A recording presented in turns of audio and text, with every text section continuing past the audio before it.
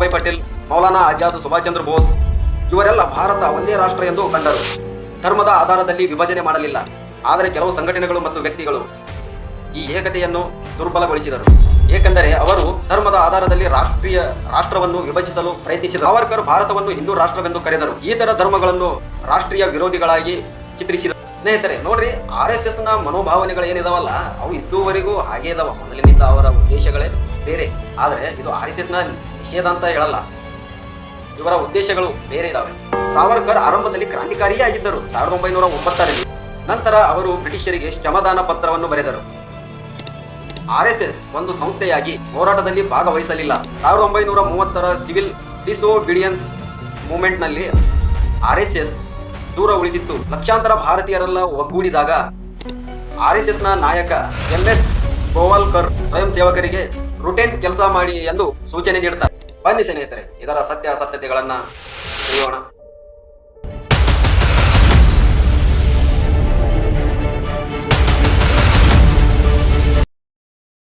ನಮಸ್ಕಾರ ಸ್ನೇಹಿತರೆ, ಸ್ವಾಗತ. ಇಂದು ನಾವು ಭಾರತದ ಸ್ವತಂತ್ರ ಹೋರಾಟದ ಬಗ್ಗೆ ಮಾತನಾಡೋಣ.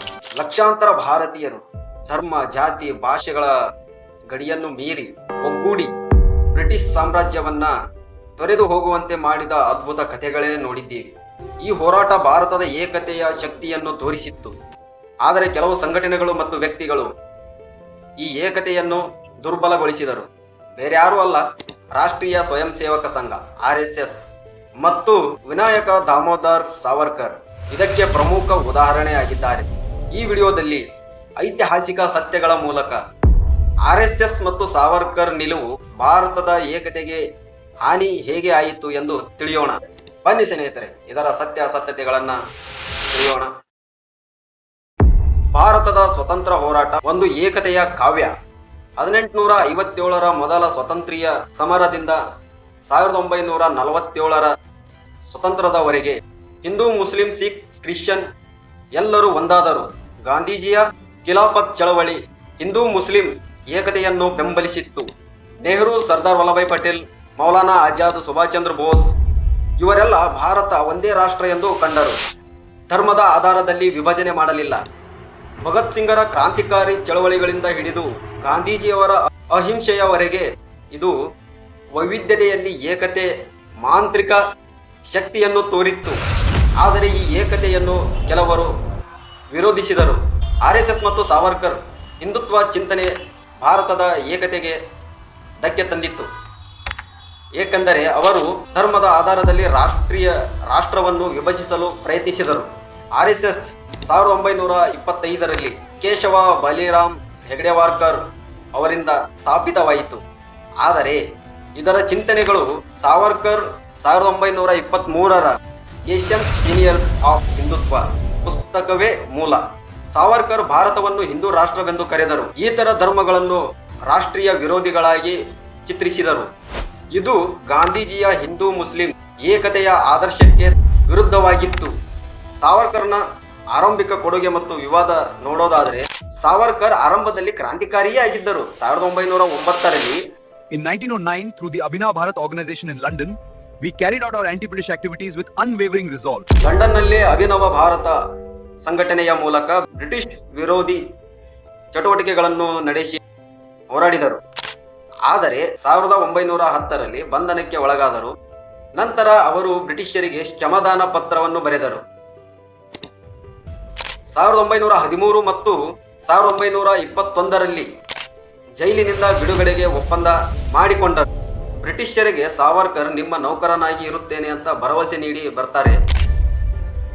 He promised to obey the British.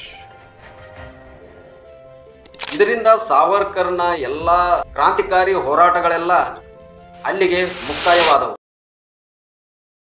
1923ರಿಂದ ಅವರು ಹಿಂದೂ ಮಹಾಸಭಾದ ಮೂಲಕ ಹಿಂದುತ್ವವನ್ನು ಒತ್ತಾಯಿಸಿದರು. ಇದು RSS ತತ್ವಶಾಸ್ತ್ರಕ್ಕೆ ಆಧಾರವಾಯಿತು. RSS ಒಂದು ಸಂಸ್ಥೆಯಾಗಿ ಹೋರಾಟದಲ್ಲಿ ಭಾಗವಹಿಸಲಿಲ್ಲ. 1930ರ ಸಿವಿಲ್ ಡಿಸೋಬಿಡಿಯನ್ಸ್ ಮೂವ್ಮೆಂಟ್ನಲ್ಲಿ RSS ದೂರ ಉಳಿದಿತ್ತು. 1942ರಲ್ಲಿ ಕ್ವಿಟ್ ಇಂಡಿಯಾ ಚಳವಳಿಯಲ್ಲಿ ಗಾಂಧೀಜಿಯವರ ಡೂ ಆರ್ ಡೈ ಕರೆಗೆ ಲಕ್ಷಾಂತರ ಭಾರತೀಯರೆಲ್ಲ ಒಗ್ಗೂಡಿದಾಗ RSSನ ನಾಯಕ MS ಗೋವಾಲ್ಕರ್ ಸ್ವಯಂ ಸೇವಕರಿಗೆ ರುಟೀನ್ ಕೆಲಸ ಮಾಡಿ ಎಂದು ಸೂಚನೆ ನೀಡ್ತಾರೆ. Do routine work.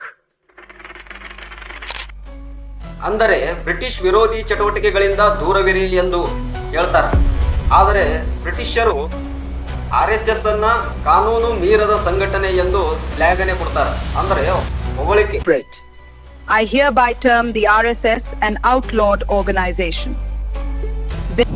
ಸಾವರ್ಕರ್ ಮತ್ತು RSSನ ಸಂಬಂಧಗಳು ನೋಡೋದಾದ್ರೆ ಸಾವರ್ಕರ್ 1937ರಿಂದ ಹಿಂದೂ ಮಹಾಸಭಾ ಅಧ್ಯಕ್ಷರಾಗಿದ್ದರು. ಆದ್ರೆ ಸಾವರ್ಕರ್ ಏನ್ ಹೇಳ್ತಾರಂದ್ರೆ ಬ್ರಿಟಿಷ್ ಸೈನ್ಯಕ್ಕೆ ಹಿಂದೂ ಯುವಕರನ್ನು ನೇಮಕ ಆಗುವುದಕ್ಕೆ ಒತ್ತಾಯಿಸಿದರು. ಇದು ಸುಭಾಷ್ ಚಂದ್ರ ಬೋಸ್ ಅವರ ಆಜಾದ್ ಹಿಂದ್ ಫೌಜಿಗೆ ವಿರುದ್ಧವಾಗಿತ್ತು. RSS ಈ ಚಿಂತನೆಯನ್ನು ಬೆಂಬಲಿಸಿತ್ತು. ಗೋಲ್ವಾಲ್ಕರ್ ತಮ್ಮ ಬಂಚ್ ಆಫ್ ಥಾಟ್ಸ್ ನಲ್ಲಿ ಈ ಸ್ವತಂತ್ರ ಹೋರಾಟವನ್ನು ಕೇವಲ ಆಂಟಿ ಬ್ರಿಟಿಷ್ ಎಂದು ಟೀಕಿಸಿದರು. ಇದು ರಾಷ್ಟ್ರೀಯ ಏಕತೆಗೆ ಒಡಕು ತಂದಿತ್ತು. ಸಾವರ್ಕರ್ ಅವರ ಹಿಂದುತ್ವ RSSನ ನಿಷ್ಕ್ರಿಯತೆ ಒಗ್ಗೂಡಿ ಭಾರತದ ಏಕತೆಗೆ ವಿರೋಧವಾದವು. ಕೆಲವು RSSನ ಸದಸ್ಯರು ಸ್ವತಂತ್ರ ಹೋರಾಟದಲ್ಲಿ ವೈಯಕ್ತಿಕವಾಗಿ ಭಾಗವಹಿಸುತ್ತಾರೆ, ಆದರೆ ಇದು ಸಂಘಟನೆಯ ಹೋರಾಟ ಆಗಿರಲ್ಲ. ಒಂದು ಸಂಘಟನೆಯಾಗಿ RSS ಮತ್ತು ಸಾವರ್ಕರ್ ಅವರ ಹಿಂದೂ ಮಹಾಸಭಾದ ಭಾರತೀಯರ ಏಕತೆಯ ಬದಲು ಧಾರ್ಮಿಕ ಏಕತೆಯನ್ನು ಒತ್ತಾಯಿಸಿದರು. RSS ಮತ್ತು ಸಾವರ್ಕರ್ರ ಧಾರ್ಮಿಕ ಆಧಾರಿತ ರಾಷ್ಟ್ರೀಯತೆ ಭಾರತದ ಏಕತೆಗೆ ಧಕ್ಕೆ ತಂದಿತ್ತು. ಸ್ವತಂತ್ರ್ಯ ಹೋರಾಟದ ಶಕ್ತಿಯೆಲ್ಲ ಧರ್ಮಗಳ ಏಕತೆಯಲ್ಲಿತ್ತು. ಗಾಂಧೀಜಿಯ ಅಹಿಂಸೆ, ಸುಭಾಷ್ ಚಂದ್ರ ಬೋಸ್ ಅವರ ಸೈನಿಕ ಹೋರಾಟ, ಭಗತ್ ಸಿಂಗ್ ಅವರ ಕ್ರಾಂತಿಕಾರಿ ಆದರ್ಶ, ವಿಭಜನೆಯ ಸಂದರ್ಭದಲ್ಲಿ RSS ಶರಣಾರ್ಥಿಗಳಿಗೆ ಸಹಾಯ ಮಾಡ್ತಾರೆ. ಆದರೆ ಇದು ಹೋರಾಟದ ನೇರ ಕೊಡುಗೆ ಆಗಿರಲಿಲ್ಲ, ಒಂದು ಮಾನವೀಯತೆ ದೃಷ್ಟಿಯಾಗಿತ್ತು ಅಷ್ಟೇ. ಸಾವರ್ಕರ್ ಹಿಂದುತ್ವ ಧಾರ್ಮಿಕ ಒಡಕುಗಳನ್ನು ಉಂಟು ಮಾಡಿತ್ತು. ಇದು 1948ರಲ್ಲಿ ಗಾಂಧೀಜಿಯ ಹತ್ಯೆಯ Mahatma Gandhi was assassinated by Nathuram Godse on January 30th, 1948. Gandhi was on his way to a prayer meeting at Birla House in New Delhi when Godse shot him 3 times. ತನಿಖೆಯಲ್ಲಿ RSS ಅನ್ನು ಸರ್ದಾರ್ ವಲ್ಲಭಾಯ್ ಪಟೇಲ್ ಅವರು RSS ಅನ್ನು ban ಮಾಡ್ತಾರೆ. ಸ್ನೇಹಿತರೆ ನೋಡ್ರಿ, RSSನ ಮನೋಭಾವನೆಗಳು ಏನಿದಾವಲ್ಲ ಅವು ಇದುವರೆಗೂ ಹಾಗೇ ಇದಾವ. ಮೊದಲಿನಿಂದ ಅವರ ಉದ್ದೇಶಗಳೇ ಬೇರೆ. ಸ್ನೇಹಿತರೆ, RSS ಒಂದೇ ಒಂದು ಹೋರಾಟಗಳಲ್ಲಿ ಭಾಗಿಯಾಗಿಲ್ಲ, ಸ್ವತಂತ್ರ ಚಳವಳಿಗಳಲ್ಲಿ ಭಾಗಿಯಾಗಲಿಲ್ಲ. ಈ ಕಡೆ ಹೆಣ್ಣು ಮಕ್ಕಳ ಅತ್ಯಾಚಾರ ಆದಾಗ ಈ RSSನವರು ಎಲ್ಲಿರ್ತಾರೋ ಗೊತ್ತಿಲ್ಲ, ಇವ್ರು ಬರೋದು ಇಲ್ಲ ಹೋರಾಟಗಳಲ್ಲಿ. ಸುಮ್ಮನೆ ಒಂದು ಟ್ವೀಟ್ ಹಾಕಲ್ರಿ, ಏನು ಬರೋದಂತೂ ದೂರದ ಮಾತು. ಸುಮ್ಮನೆ ಒಂದು ಟ್ವೀಟ್ ಹಾಕಲ್ಲ. ಇವಾಗ ಖರ್ಗೆ ಅವರು ಹೇಳುವ ಪ್ರಕಾರ ಖರ್ಗೆ ಅವರು ಮುಖ್ಯಮಂತ್ರಿಗಳಿಗೆ ಪತ್ರ ಬರೆದರು. ಏನಂತ, RSS ಕಾರ್ಯಗಳು ಏನು ಇದಾವಲ್ಲ ಅವು ಸರ್ಕಾರಿ ಜಾಗಗಳಲ್ಲಿ ಮಾಡಬಾರದು ಅಂತ, ಶಾಲೆ ಕಾಲೇಜುಗಳಲ್ಲಿ ಗೋರ್ಮೆಂಟ್ಗೆ ಸಂಬಂಧಪಟ್ಟ ಜಾಗಗಳಲ್ಲಿ ಮಾಡುವಂತಿಲ್ಲ ಅಂತ ಒಂದು ಮನವಿ ಪತ್ರ ಕೊಟ್ಟಿದ್ದಾರೆ.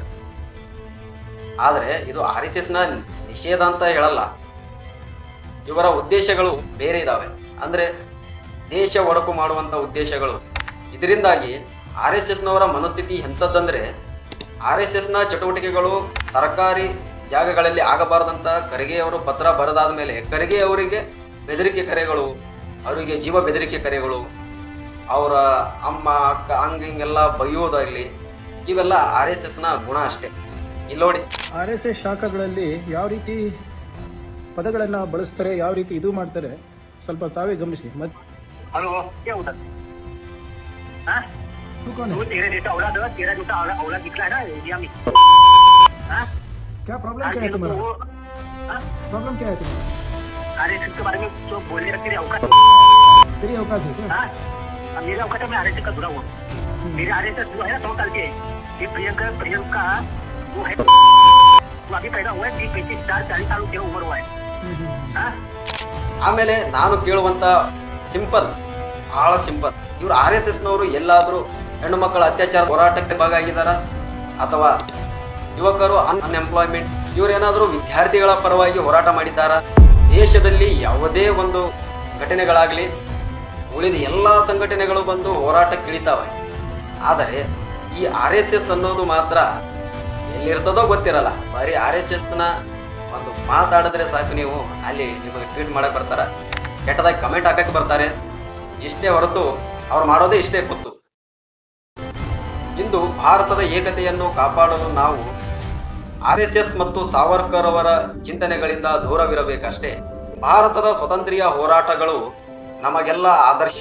ಸಾಮರಸ್ಯ, ಸಮಾನತೆ ಮತ್ತು ಏಕತೆ ಇವು ಇಂದಿಗೂ ನಮಗೆ ದಾರಿದೀಪ. ಸ್ನೇಹಿತರೆ, ಸ್ವತಂತ್ರವಾದ ಹೋರಾಟ ಭಾರತದ ಏಕತೆಯನ್ನು ತೋರಿಸಿತ್ತು. RSS ಮತ್ತು ಸಾವರ್ಕರ್ ವಿಭಜನಕಾರಿ ಚಿಂತೆಗಳು ಈ ಏಕತೆಗೆ ಧಕ್ಕೆ ತಂದಿತ್ತು. ಇಂದು ನಾವು ಆ ಏಕತೆಯನ್ನು ಬಲಪಡಿಸಬೇಕು. RSS ಭಾರತದ ಏಕತೆಯನ್ನು ಗೌರವಿಸಿ ಎಲ್ಲಾ ಧರ್ಮಗಳನ್ನು ಒಗ್ಗೂಡಿಸುವ ಸಂಗಮವಾಗಿ ಕೆಲಸ ಮಾಡಬೇಕು. ವಿಭಜನಕಾರಿ ಹಿಂದುತ್ವಗಳ ಚಿಂತನೆಯಿಂದ ದೂರವಿರಬೇಕು. ಸ್ವತಂತ್ರ್ಯ ಹೋರಾಟದ ಆದರ್ಶಗಳ ಸಾಮರಸ್ಯ, ಸಮಾನತೆ ಮತ್ತು ಒಗ್ಗಟ್ಟಿನ ಶಕ್ತಿಯನ್ನು ಉತ್ಸಾಹದಿಂದ ಎತ್ತಿ ಹಿಡಿಯಬೇಕು.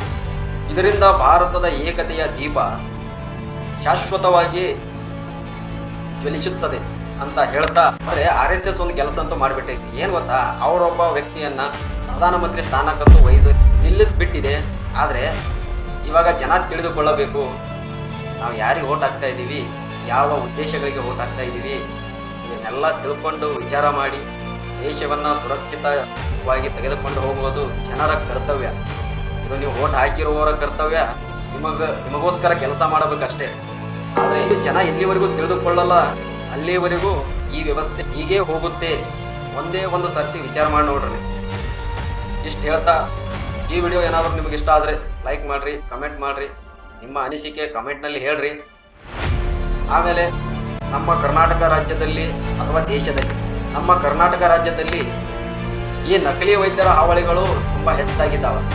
ಅದಕ್ಕೆ ಈ ವಿಡಿಯೋ ಇಲ್ಲಿ ಕ್ಲಿಕ್ ಮಾಡಿ ನೋಡ್ಬೋದು. ಇಷ್ಟೊತ್ತು ವಿಡಿಯೋ ನೋಡಿದ್ದಕ್ಕಾಗಿ ಧನ್ಯವಾದಗಳು. ನಮಸ್ಕಾರ.